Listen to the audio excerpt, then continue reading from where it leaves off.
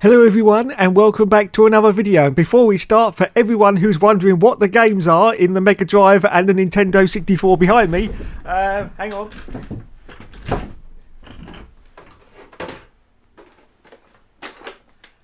Ayrton Senna's Super Monaco Grand Prix.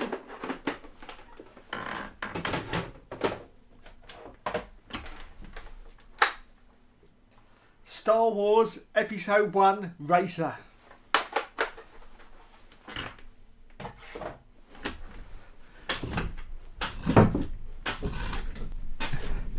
Glad we cleared that up. Okay, so I've got some F1 news for you today. Yes, and I've rounded it up into one video because there's quite a bit to get through. So let's get through it and discuss. So, Lewis Hamilton, yes, currently is out of contract. He is not a Formula 1 driver at the moment. Yes, because he wants a £50 million deal. Or is that dollars? I'm not quite sure. But anyway, it's $50 million for a 4-year deal. Now, Daimler, who's one of the, I think, parent companies or part owners of Mercedes, are absolutely furious with this, to be honest. Absolutely furious. Their proposal is a 2-year deal with an option after that for a further 3 years. Now, let's put this into perspective for a moment. Lewis Hamilton, I think this year, is coming up to 36 years old. And he wants a 4-year deal for 50 million whatevers.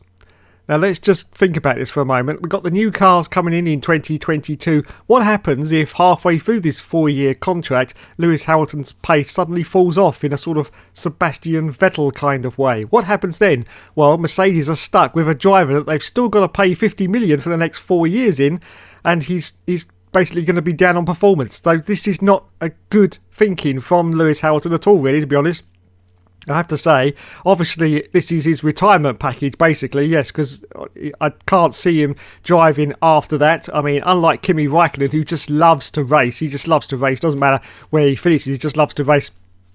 Lewis Hamilton just loves to win, and as soon as that doesn't start happening anymore, then I'm pretty sure he's going to be gone. He's going to be gone. So he wants this 50 million now through his retirement, basically. But Daimler apparently are pretty furious with him about demanding all this money, especially during a current pandemic.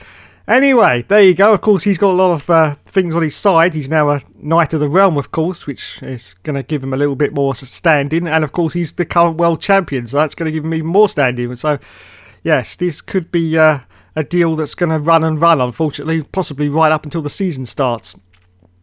Anyway, segue into the season starting. It looks like Australia is not going to host the first round of the championship. Now, unfortunately, in Australia, they've got their infection rate pretty much under control. Well, I say it under control. Nothing's really under control, but it's doing pretty well at the moment in Australia. Now, of course, it's their summer out there, so it is pretty hot. Now, I know that's got nothing to do with the COVID infection, but of course, being in the summer, everyone or more people are outside, so it's less chance of spread, unlike in England at the moment, where it's absolutely bloody freezing and we're all huddled together in our houses.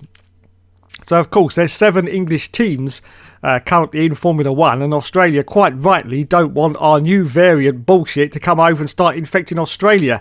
So, yes, it looks like Australia's not going to be on the calendar. It could actually turn to Bahrain to be the first championship in the 2021 season.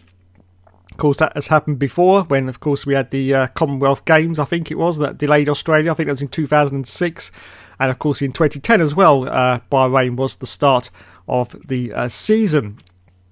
So, yes, it's all up in the air again for Formula 1. We all thought that it was going to return to normal and everything was going to come back as it was. But no, it's all up in the air once again. So we will find out, hopefully in March or before March, when, in fact, the Formula 1 season is going to start again.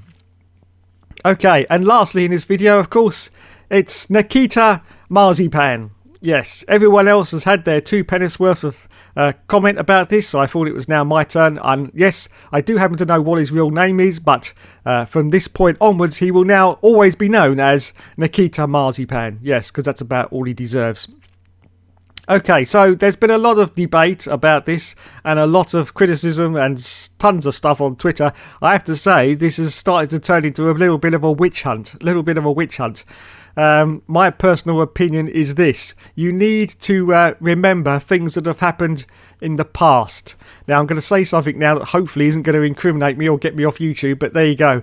if you want to know something, go into Google right now and type in a certain German driver. Yes, a certain German driver, very popular in the 80s and in the 90s, but sort of tailed off at the end of the 90s. Yes, and his initials are GB. Yes, GB. So put that in. Well, put the whole name in first, and you'll find out who the driver is. We'll work out the initials, and then after that, put in to Google sex sandwich.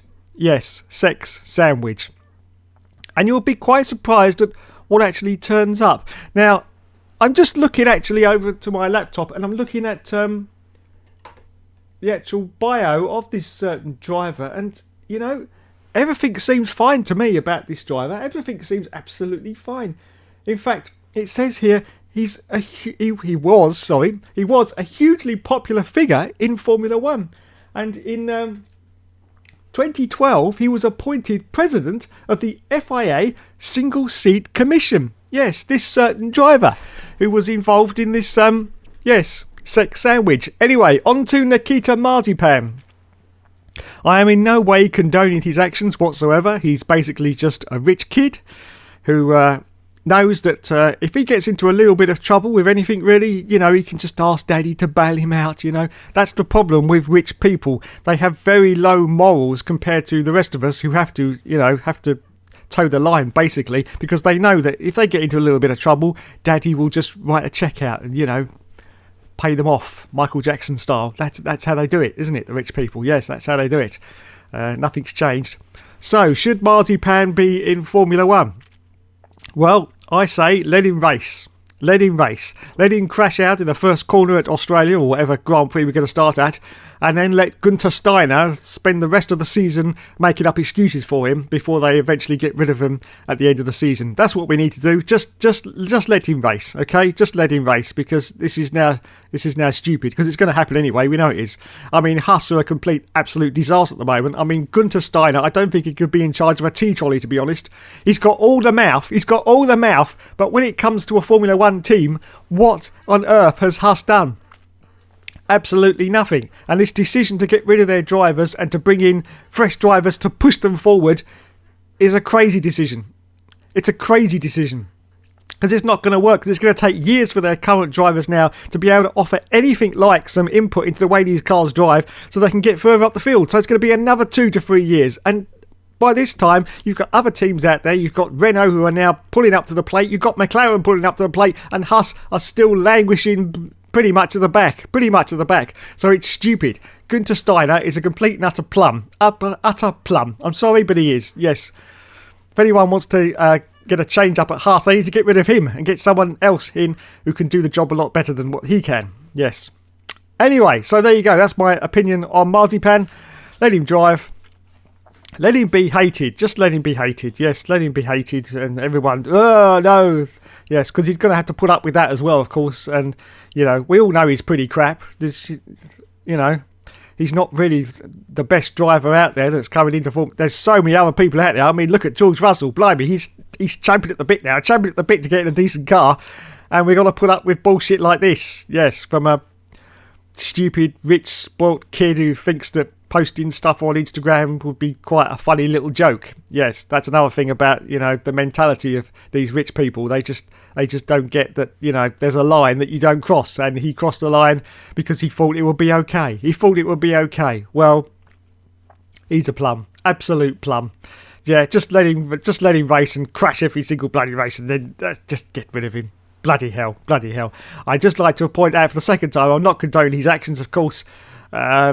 I'm a bit bemused, to be honest, how this has blown into such a story that it has blown into, to be honest. As I say, just look up that German driver on Google, sex sandwich, and then you may realise that, you know, I also don't understand why ex-Matty G's got such a bug up his arse about it either, but there you go. Nothing else to report about really, has he? Can't really go to the races anymore, can he? So yeah, there you go.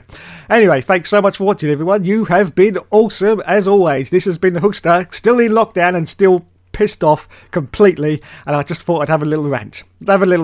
I hope you enjoyed it, and don't forget, of course, this channel is built on the comments, so let me know your comments below about what you think about all the situation in Formula 1, about Lewis Hamilton, about no Australian Grand Prix, of course, and then, of course, Nikita Mazepin. I'd love to hear what you have to say about that. Anyway, time for me to go now. It's time for my medication. So thanks, everyone. You've been awesome as always, and good night.